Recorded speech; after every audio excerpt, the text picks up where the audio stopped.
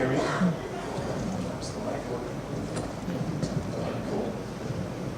All right. Thank you, first off, for inviting me. It's a privilege for sure to stand in front of you and make this presentation about a place that I really love. This is the other place that I really love, obviously the campus of the University of Illinois, which I owe a great deal to, and the memories that they gave us this past year. So, I fear that loosened everybody up here. First off, if you have any questions or comments, don't be afraid to raise your hand. Shout at me, stop me. If I'm going too fast or too slow, let me know. Yeah, this was anyway, the topic tonight, of course, is the architectural history of our commercial square. And it's a very special place. All of you know that, otherwise you probably wouldn't be here. And this guy, I'm sure you all recognize, is our first settler, our town founder, William Holland. And I don't think he gets enough credit for some of the things he's done, and he's really kept this town intact so many years after he's passed on. But of course, he was here at 1825. That makes this community, what, 180 years old? And this right here is a quick patch together of that original town that he laid out. These are Sanborn insurance maps, some of you may be familiar with them. You've got the square right here, the commercial buildings around it, we all know and love.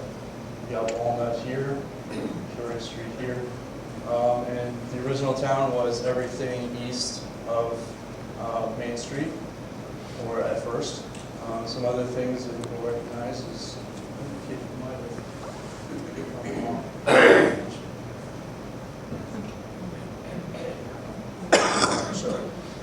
let's move on. Some photos that I'm sure you recognize.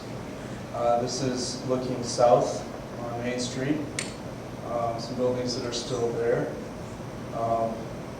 Foster's Jewelry here. Some of these buildings are still there, but they don't, of course, look the same. Down here you've got Piper's a long time ago. One of the, in my opinion, it's kind of fun that that's actually a precursor to our strip malls or our department stores. We have them right around this room. Just what we talked about, if you can see, Piper's WA Piper Company, dry goods, carpets, and clothing. So like I said, it was a department store. Same types, not too different from what we see today. Sure. Do you know the dates of any of these photos? The dates, when they were built and such? I'm not quite sure. When they were taken? When the photos were taken? Based on what I know about Piper's and such, we probably turn of the century, 1890s, 1900s, later. Looking along that same strip of Main Street here, buildings that are still there, they don't look the same. We're all very familiar with probably the most intact portion of the square. You've got the north side of the square here that almost kind of looks like that, in fact. Thank goodness some of these buildings, especially here on the corner, are returning back to their original state, which is a wonderful thing and should be applauded for sure. There's our bank building, which hopefully in a few months or so looks kind of like that. Then you have a building here that you don't see anymore. Our city building. Before that, it was the Danforth Hotel. The building to the left is still there. What's kind of interesting about this is that these were two separate buildings. It's kind of hard to see, but there's a seam right there. And back then, they were responsible enough. Two different owners, two different types of uses. The buildings just went seamlessly together. They didn't have to be a look at me building. They didn't have to, as I like to say, it's kind of funny, spaz out on the corner here. It was a very responsible building, a very handsome building. Fortunately, that was lost. Then you have the Danforth Bank. That building's still there. It doesn't look quite the same, but it still holds that spot. We move around the Washington Post, which I think we lost to fire several years ago, many years ago. And that's unfortunate because I think at that time, if I remember from one of our Historical Society books, is that there were a lot of documents left. I think what's really interesting, and I'm sure a lot of you know it, the letter that William Holland received, or I assume William Holland was the one to receive it from Thomas Jefferson, declining his invitation to show up for the celebration of the Declaration of Independence. I believe that was 50 years later. He declined the invitation in June, and of course passed away along with John Adams on July 4th that year, which is kind of crazy. I mean, Livermore's got Lincoln and Douglas, and we've got Thomas Jefferson, no show. But still, it's quite an honor. And then Green Shoes, which is no longer there at that lot, it is still empty. And then a look down a residential street of South Main Street, which is a little bit built up, more built up now. And then an overall view with the interior park area, which is a wonderful thing. And please, I mean, I'll probably say this again in the presentation, don't let IDOT or anyone else take that away from you. And like Stephanie says, I do live in Chicago now, and I'm going to go off in some different directions here, but it's all going to come back to Washington, because obviously Washington is in a bubble. Things around the world affect it every day. The changes that we see in Washington, the changes to the square, some might say a decline in the appearance, or a decline in use, or vacancy, or this or that. Why does it look the same? Well, things around it were changing. And once we understand those things, then we can understand how to make things better. Which is, I think, that's when history comes alive. And that's one of my favorite uses of history, is to learn from it and do the best thing you can to make it better and improve on it. So you've got Chicago here, and you wonder why I chose a picture in flames. Well, some of you may have known that Chicago had this big conflagration, a big fire. In 1871, a good portion of the city was burnt to the ground. Interestingly enough, Chicago gets all the publicity, but on the same day, Milwaukee burned, along with Urbana, Illinois, which all comes for full circle with the Rivers Scroll, right? It's the center of the universe. Anyway, so I like to think so anyway. But anyway, so Chicago burned to the ground, or a good portion of it, and there was very little left. So the task was to rebuild, and it was a big task, and especially back then. But as we know, Chicago is the Windy City. Why is Chicago called the Windy City? It's kind of a fun tourist fact. It's not because of the wind; it's because people brag so much that the New Yorkers put in their newspapers, the wind blowers from Chicago are talking again. But anyway, so Chicago rebuilt itself, and it rebuilt itself so well that in 1893, it was eligible to host the World's Fair, the Columbian Exposition of 1893, which was a very pivotal part in architectural history. It was very influential, this event. It changed a lot of things. And in fact, not only did the event itself change a lot of things, the reaction to the event changed even more things, which goes right back to our square. Hang with me on that one. So a lot of things in this presentation are, well, there's three group photos here. And each group represents some very specific things. This is the group of architects from across the country that came together in Chicago to build the World's Fair. You see right here, this guy right here in the bowler hat, that's Daniel Burnham. He's so cool, I named my dog after him. The rest of these individuals are from New York, Boston, Kansas City, St. Louis, and then a few from Chicago, which is kind of controversial. We'll get to that. So they did this World's Fair, and they did it on a swamp. It seems like a lot of things back then were built on swamps and infill and that type of thing. But I don't know if any of you are familiar with Jackson Park. This is where the World's Fair was. And this is the opening day. All these little mounds of people. It was an incredibly successful event. Everybody celebrated it. The world knew Chicago, the state of Illinois, et cetera, et cetera. Another view of it. Just wonderful classical architecture. Very traditional, very profound. About the same time, Paris is building itself up with their grand boulevards and avenues, and we here in America had to compete, and we did so well. Interesting thing is, all these buildings were temporary. They were built out of plaster, so they were only around a year, and then they tore them down. So I think, so here's a plan of that. A lot of plans in this, so bear with me too. You can see this is the lay of the grounds. Interesting thing, if you read the semi-new book, Devil in White City,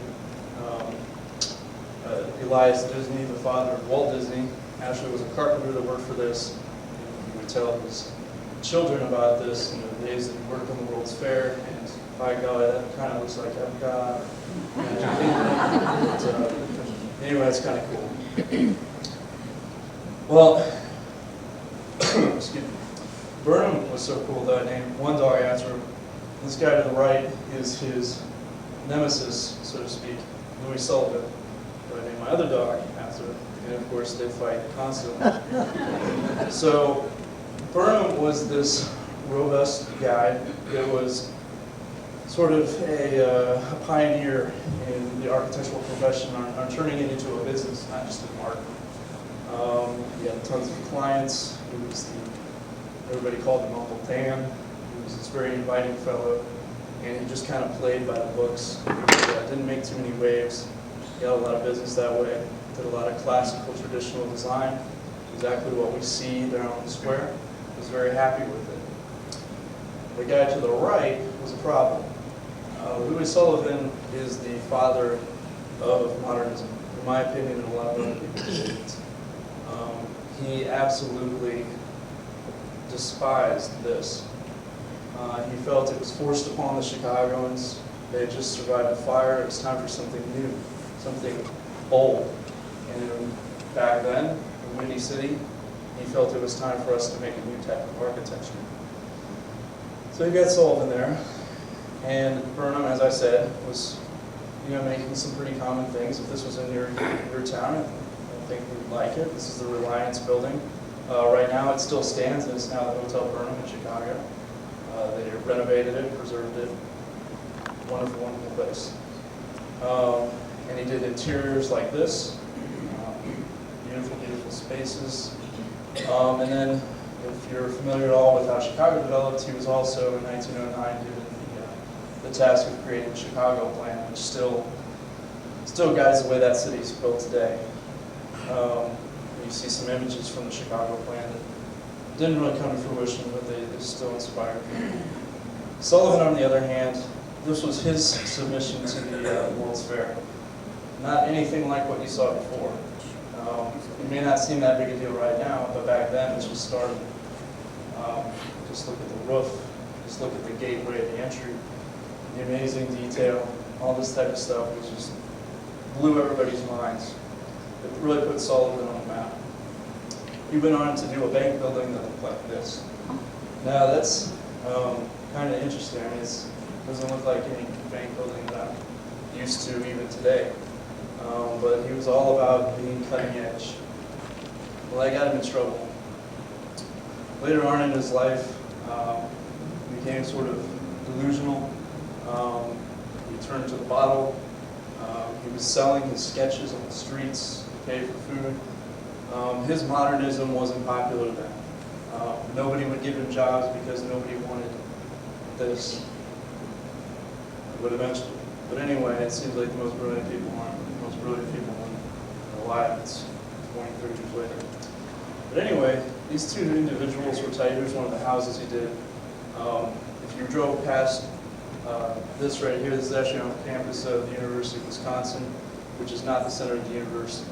And this is a fraternity house, actually. And this is one of Sullivan's last standing houses. But it kind of looks like something that this guy did. I don't know if anybody recognizes this individual. His name is Frank Lloyd Wright. This is in his younger years when he was an apprentice to Louis Sullivan, who worked in his office. Frank Lloyd Wright was a troublemaker. He was a troublemaker all throughout his life, in fact. He was this brilliant individual that kind of did what he wanted. And he worked late nights, did some moonlighting jobs. Sullivan found out about it, fired him on the spot. Burnham tried to hire him. Wright would have nothing of it, so he started out in his own practice. And did houses like the Dana Thomas House in Springfield, which you may or may not have visited.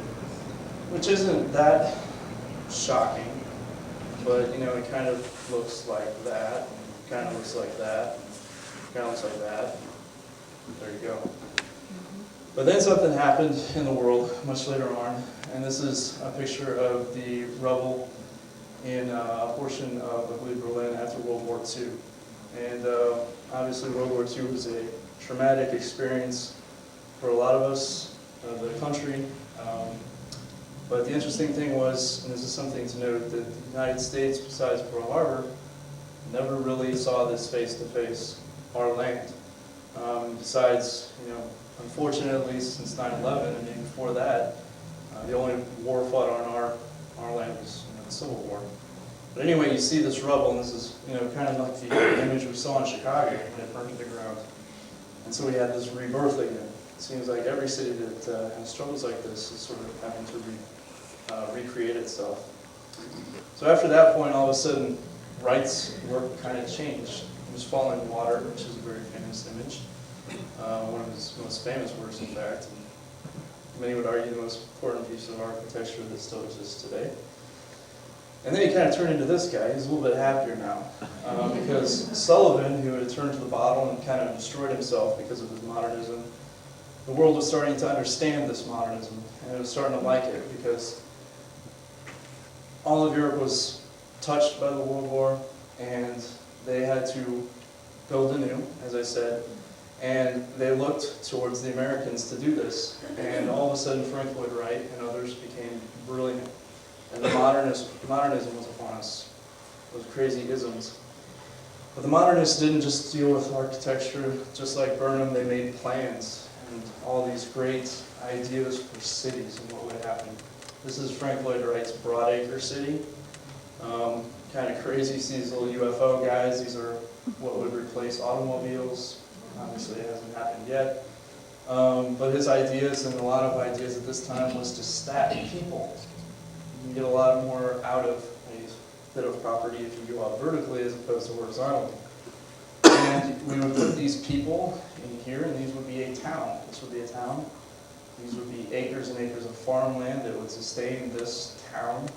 Here's your highways, which we see today, and this is how you zip around and fly around in your UFO.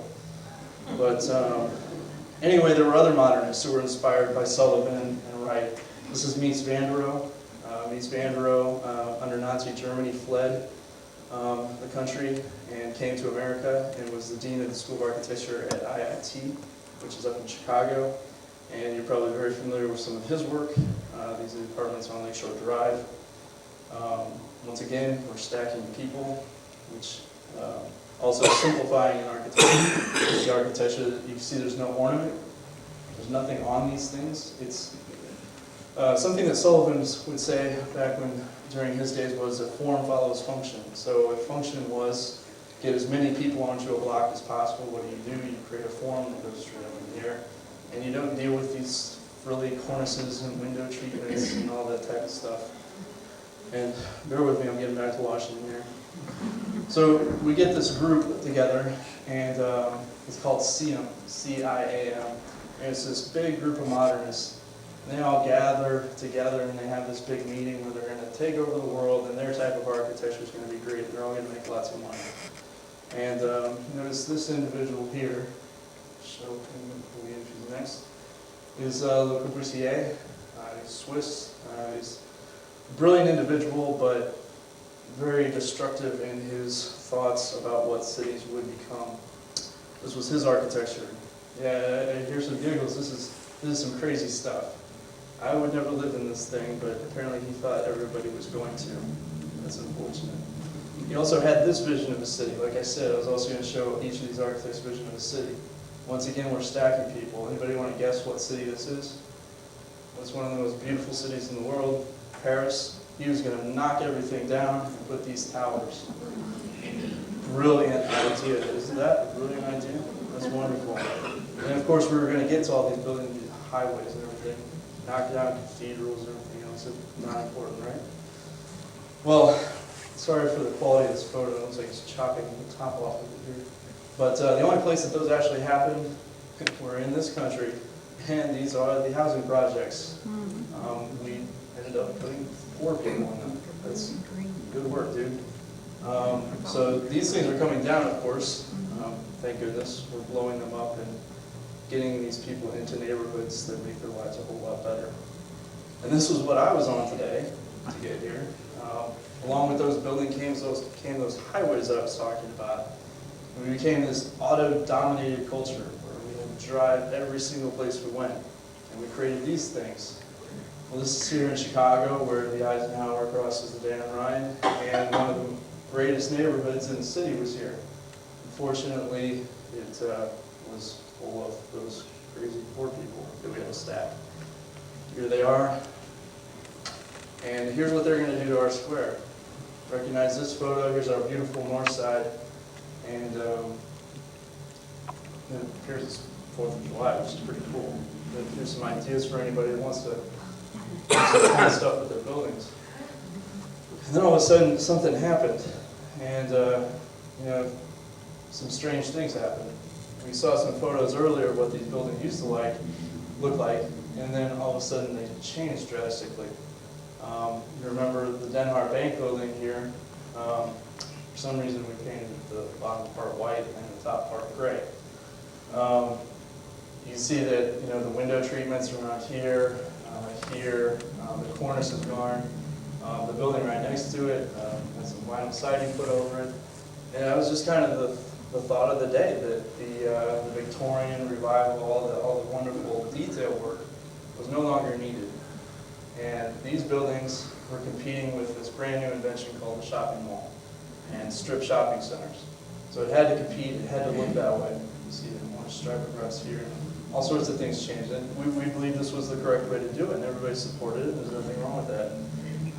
But unfortunately, we're now left with what's, compared to, thank goodness we're moving back to an attitude where, much like these guys, where we wanted to make our communities beautiful, wonderful, and something pleasing to look at and enjoy, which they had in plan for the Columbian Exposition. These guys, of course, didn't.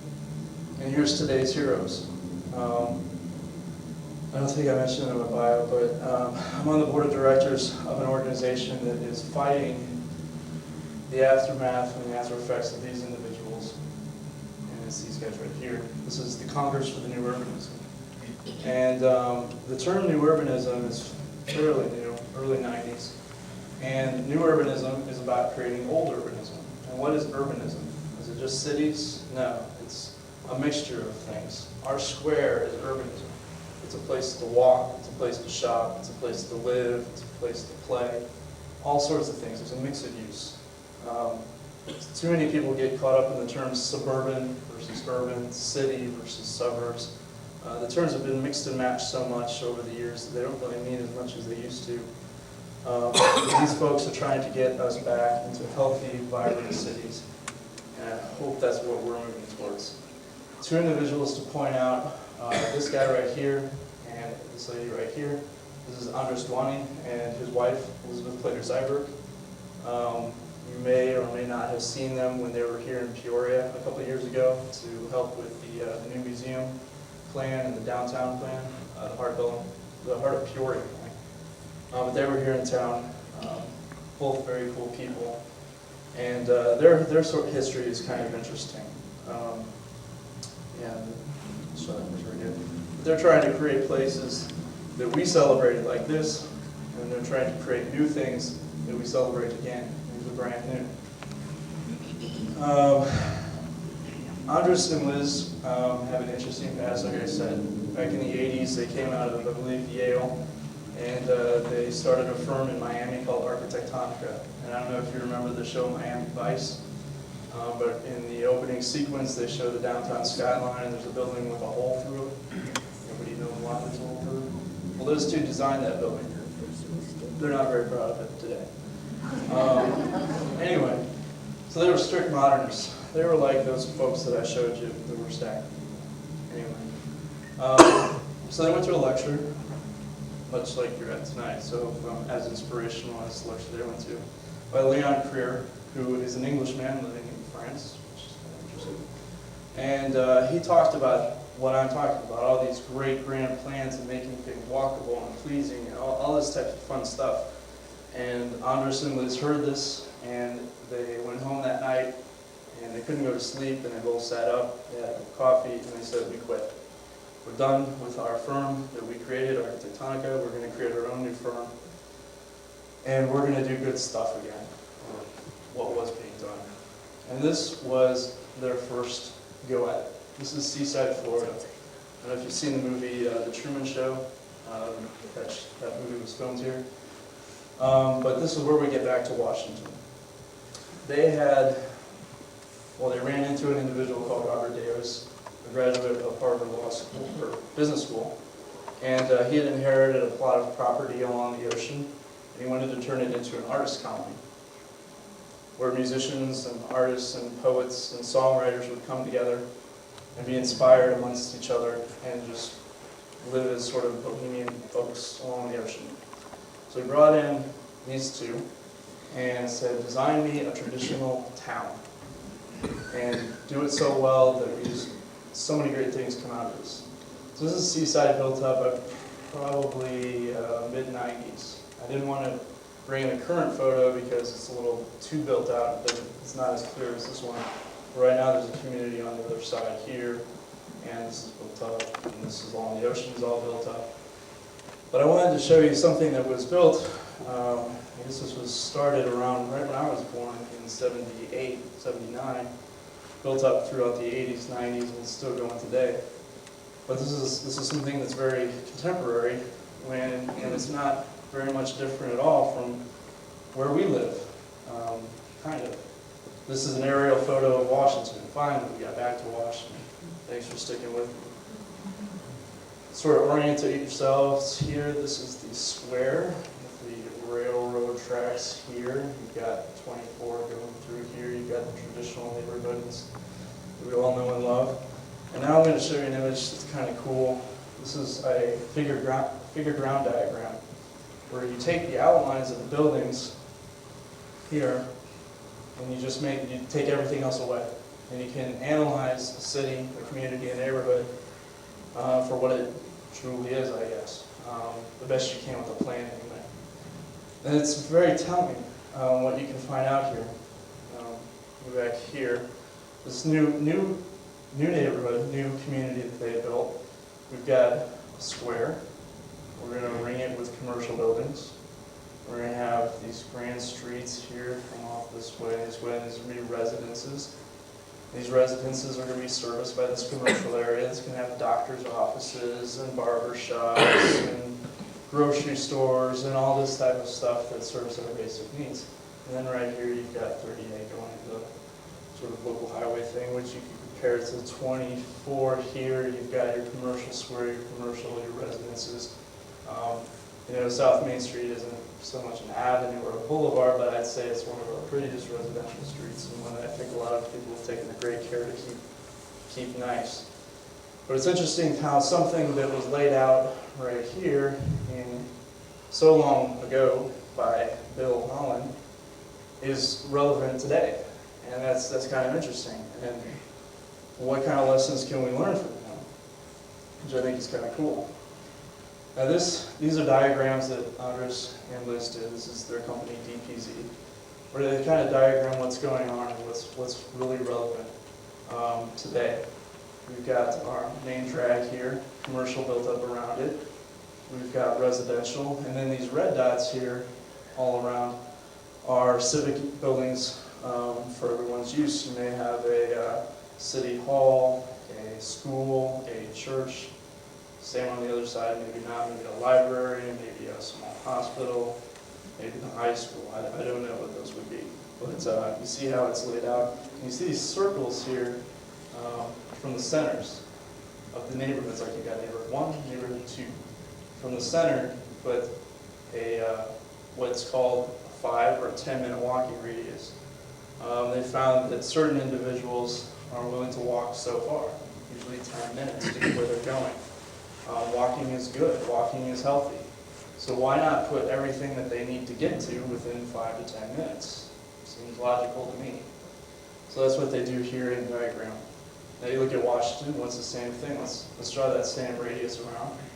And all of those individuals in this area, or maybe this area, depending on how far you're willing to walk, are serviced by these commercial entities, maybe a school, some church, or school's actually right here, some churches, a library, et cetera, all within this area. The same thing now, what if you're going to grow? Well, same thing, stack them up. Increase that commercial strip. Do the same things over again. Keep these walking radiuses intact. The automobile is not our boss. I'd rather see our 2 feet do the talking most of the time when it comes to planning. Go back, same thing. We've got the commercial square, now let's stack it. We've got more commercial, we've got more commercial, we've got more commercial. What should be around this commercial drag? Neighborhoods, neighborhoods, neighborhoods. If William Holland could live forever, would he have laid out another town upon another town upon another town? Probably. He didn't have an automobile, so it probably would work better for him. Now we can compare it to what we've kind of done since the modernists, who said cars rule, or in Frank Lloyd Wright's instance, the little helicopter duties. What have we? I guess what have the modernists taken us to? The automobile, the tall buildings, the strip shopping malls and such that occurred after World War II and developed and sort of taken over. And once again, another preview is that, don't worry, I will mention Walmart along the way here. Some of you are concerned about that. But compare the two. You've got your traditional neighborhood, William Holland, and here's what we're doing. We're allowing. It's okay. I mean, right? We can do it under the law. And we have developers come in and put cul-de-sacs and such everywhere. Well, I'm going to make fun of myself now because I grew up in Washington. I didn't grow up over here. I grew up in here. Actually, I grew up somewhere in there. But anyway, wonderful neighborhood. Devonshire. I live in Devonshire, so wonderful, wonderful houses. Great landscaping. Very nice streets, et cetera, et cetera. But what's missing from this that is over here that serves my needs, or serves the child's needs that can't drive? Well, if I was a child and I wanted to go up to Holland's, which is a very hot spot for these folks over here, that's I gotta go here, I gotta go here, then I gotta turn here, then I gotta get down there. That's something my mother probably wouldn't let me do until the age of, 16. So interesting when I could drive. But anyway, here's another diagram. Probably can't read it. The traditional neighborhood has a central square with a 5-minute walk for all residents, playgrounds within a 2.5-minute walk, and parks and playing fields in the greenbelt. Parks would be out here. In suburban sprawl, parks for social activity and recreation are isolated on interstitial land. So we sort of just pull it off to the sides. And that's something that's kind of applicable around here. This bypass is relatively new. We've got several uses along it so far. We've got this church and such. What do you expect to happen in the future? I would hope that around this church serves as a center, and we create a neighborhood around it. This is what William Holland would do, right? What did he do? Create a commercial square built around it. A mix of uses around here would be great. Mix in the residential, you've got a great neighborhood. Text is knocked off. But anyway, when you annex things, I'm sure the city's been through that in the past. You've got your original town. When you annex, don't annex by pieces, as you see here. One little subdivision or one big box guy that we don't all like. Do it by an entire neighborhood, like I was talking about. If you've got some commercial guy coming in and wants to do something, or some developer, you say, hey, developer dude, you got to put in some retail. You got to put in that corner coffee shop. You got to put in that something or other. You got to include so much of that. Once again, I'm just looking back to this image so you can compare the two and sort of relate where that is in Washington. Once again, one thing that's very close to my heart, kind of, is, and some of you too, is, oil prices are going up. the cost of the pump was really high and such. And we've talked about it where the automobile is sort of driven everything right about now. But it's also the resources that we don't think about. When we put out large subdivisions and this and that, I mean, we're running a lot of sewer, we're running a lot of electrical, heck, cable lines and everything. It costs a great deal of money to do that, whereas a compact community doesn't so much do that. Let's see, that one's consumer. Show it back. This is something that I kind of already mentioned. The traditional neighborhood, your churches, your libraries and such. But it's kind of sad to me in the news, and if it's the appropriate choice, that's fine. But when things leave neighborhoods, it's kind of rough on the neighborhoods, and that's something that I worry about for the square. Is that when things like down our list, if you had a shopping list of things you wanted in your neighborhood, and things start leaving those neighborhoods, it takes away from the neighborhood. And when you want to preserve things on the square, and our commercial buildings and everything that we love, and you take away things that make it popular to live in that area and support it, it hurts the whole neighborhood, and it's not doing good things. So you may not think it's something that's good on. It's not a direct relationship. That this business might fail because a school leaves. And I know the decision was made to move the middle school out. But what does that do to the area? What does it do to these children over here? The park space, God bless them, I think the park district purchased that. Or if they did that, that's a wonderful thing. And I hope that serves as a sort of community center for this entire area. But you got to watch what you do. I know the library is moving. I know that's sort of a staple in the square neighborhood. It's one of the things that people enjoy in that area. The same people that use the square to go get, crafts or other types of supplies, or go to Lindy's to get food, are using that library. Let's see, in the city park, once again, I'll say it, don't ever let IDOT or anyone else take that library. The same with churches. That one was church. Unbelievable. But these things are very important to that neighborhood. Let's see. Yeah, the same thing with the car. I'll bring that up again. It's kind of seeming redundant. When you have these types of traditional neighborhoods, activities of daily living are interwoven. Whereas in suburban sprawl, segregated uses promote additional car trips that clog collector roads. We have a traffic problem in Washington. Do we have a parking problem in Washington? These things I hear every once in a while from city council meetings and such. We need more parking on the square. Well, we wouldn't need more parking if people weren't driving there. And if they weren't driving there, they might be living there. Making places as walkable as possible is very important. Once again, that's kind of going. Sorry about that. That's kind of redundant. Once again, just a comparison, whereas this is a traditional neighborhood up top, yields 1 unit per acre, the density is 1/6 acre lots, the infrastructure cost is 25% of what this is right here. If you count out these little dots, which are houses, it's the exact same number here. So you see how much land is being sucked up by this type of development, which is kind of spreading itself out.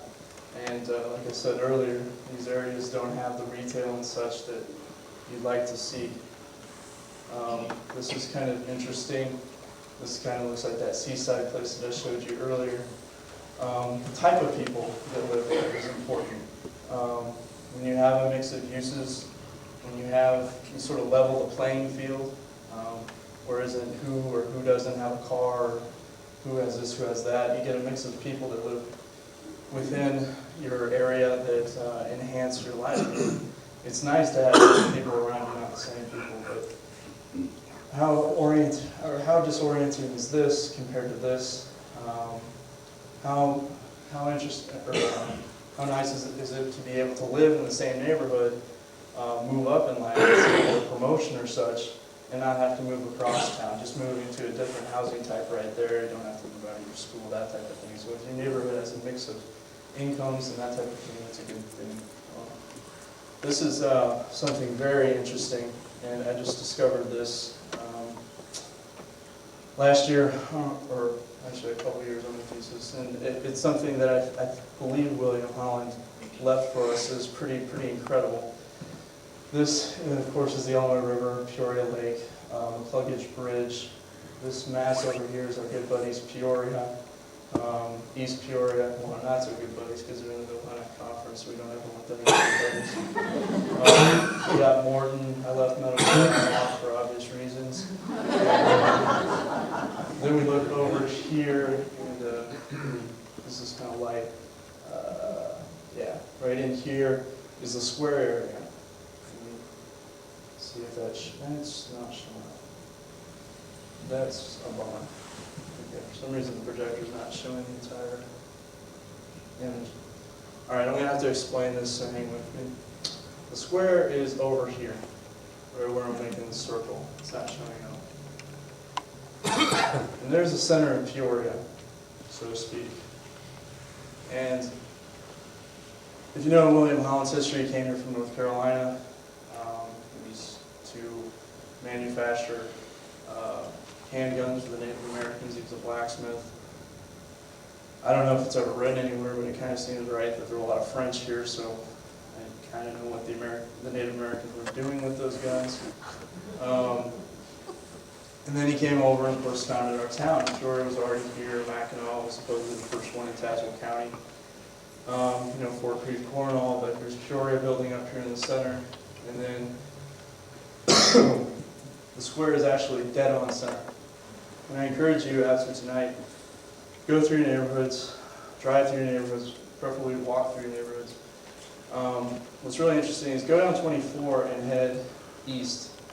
And as you're going down the hill, you look up, and I don't know if so much at night, but definitely during the day, you can see the square up on the top of the hill. And it's so wonderful what he did. I mean, it was so simple, and it really gives us hope, because this guy was a blacksmith. He wasn't a planner, he wasn't an architect. He found the highest ground, he found a water source, plopped down a piece of property, and built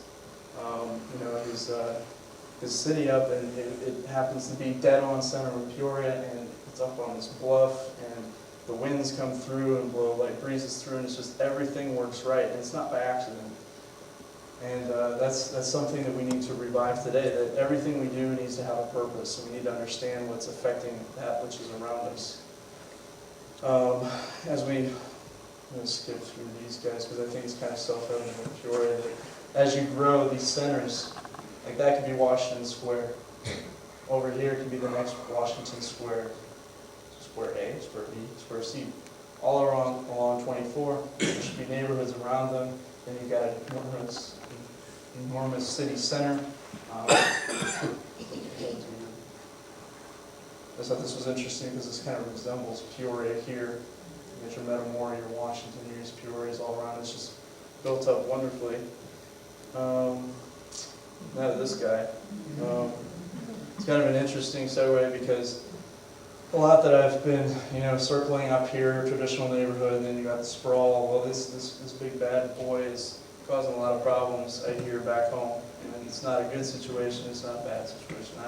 I don't know what type of situation it is. I'm not a big fan of Walmart, I don't shop there. It's kind of interesting. It's not something that the city could have prevented, maybe, I don't know. They own the land, they play by the rules, they can build it.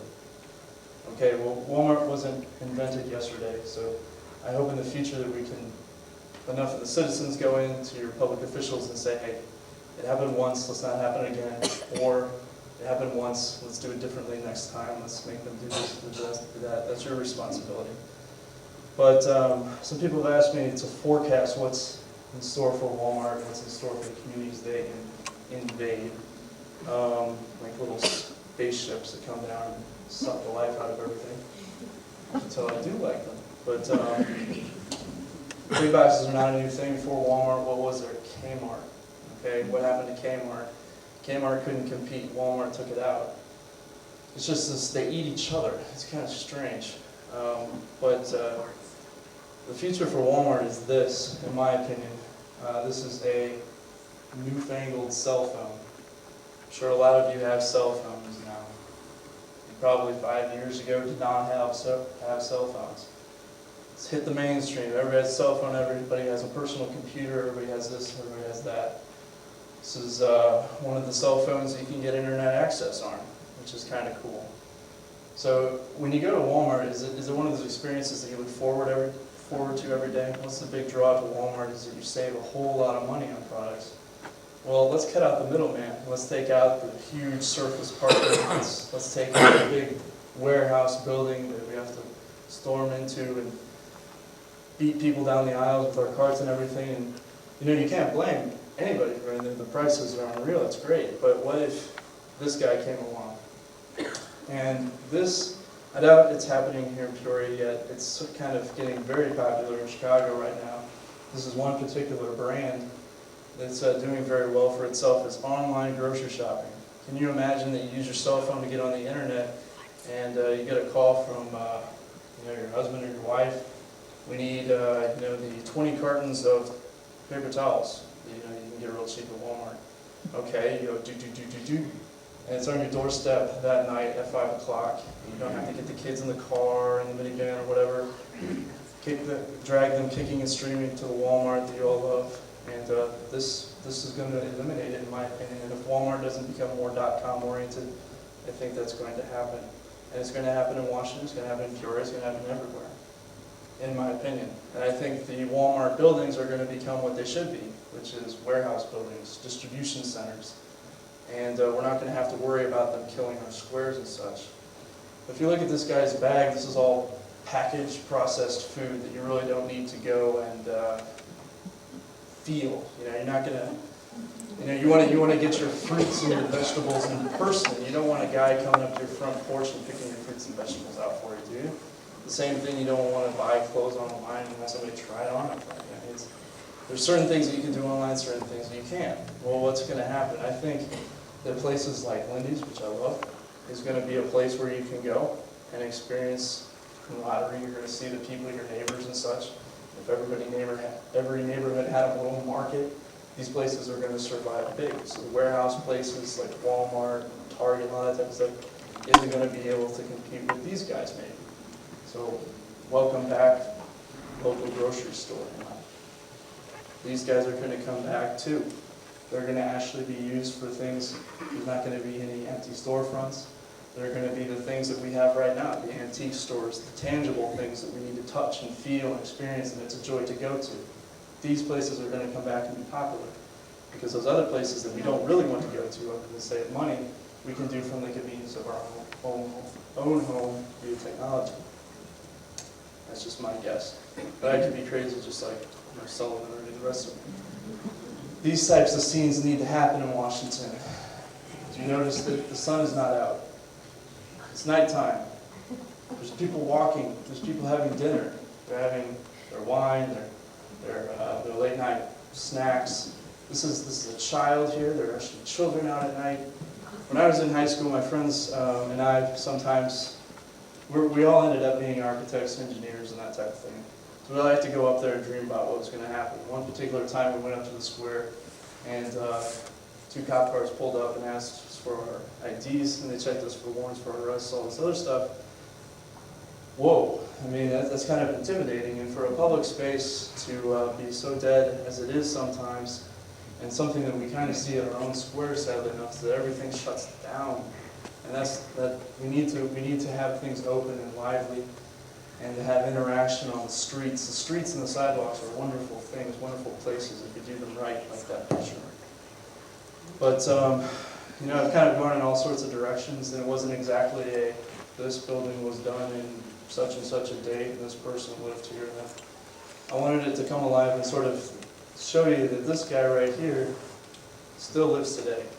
And I think if we look back at the simple thing he did with our square and the neighborhood around it, and those streets, those brick streets, and those stores, and those neighborhoods that we all love, and we see our kids enjoy it and such, and I think what he did back then in 1825 is what's going to make this town an even more special place than it is now. And we don't need to compete with East Peoria, we don't need to compete with Morton, because we've got something that they don't have, and that's a square. So anyway, that's my passion, that's my love. So if you have any comments or questions, please.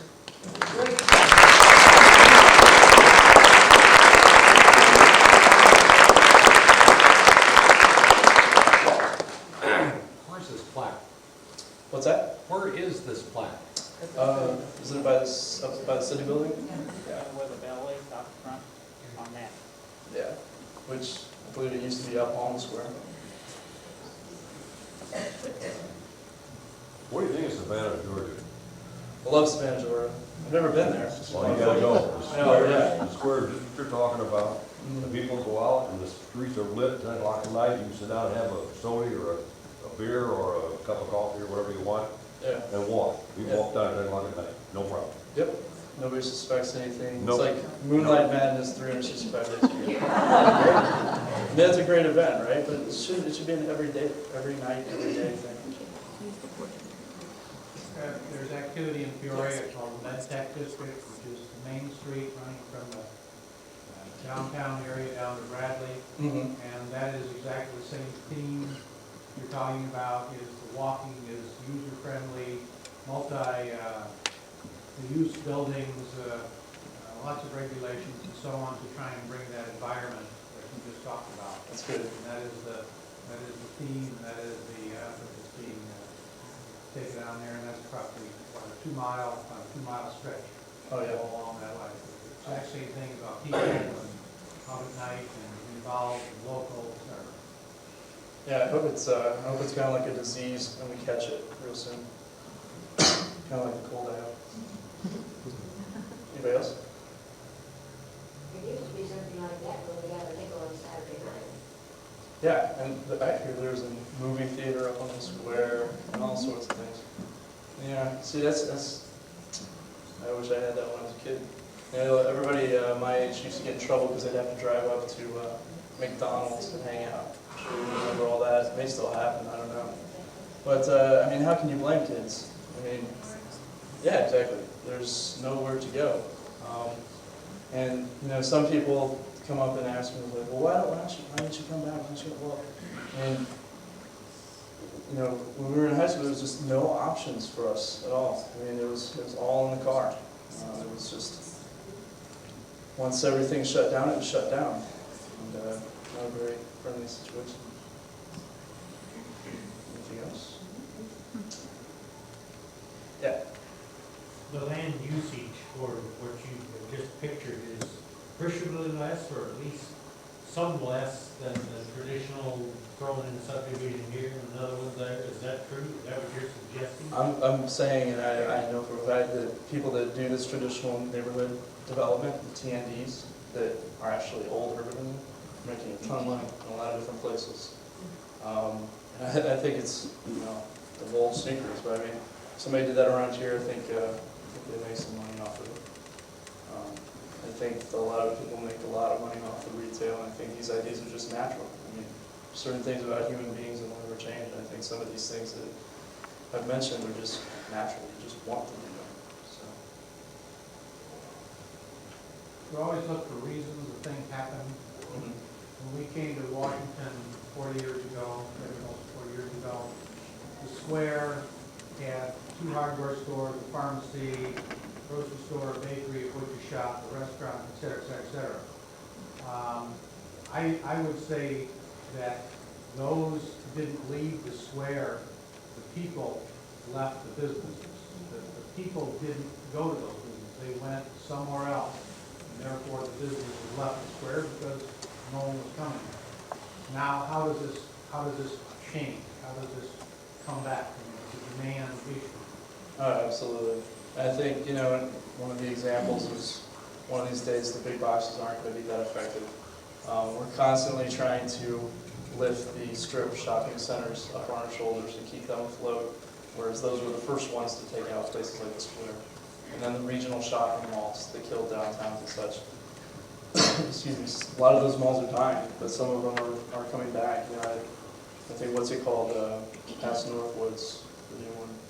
Grand Prairie. That was kind of disappointing. It's a very nice place, but how it's put out in the middle of nowhere. And I would just hope that when people do stuff like that, that they think about some of these ideas and they tag on the residential, that the cities sort of, you know, take a tougher stance with them and say, okay, you want to put this large retail center here, then I want your plan for a neighborhood. I want your plan for this. I want your plan for that. They don't just to come in and do their normal, you know, fill out their construction sets and make sure they're in code. They have to think of a lot of different issues, and hopefully city staffs start doing that. There is still one way you can vote, and that is with your dollar. Mhm. You put your dollar in downtown Washington instead of Walmart, and that's what's going to go. Oh, absolutely, absolutely. I agree. Anything else? Well, thank you very much for having me.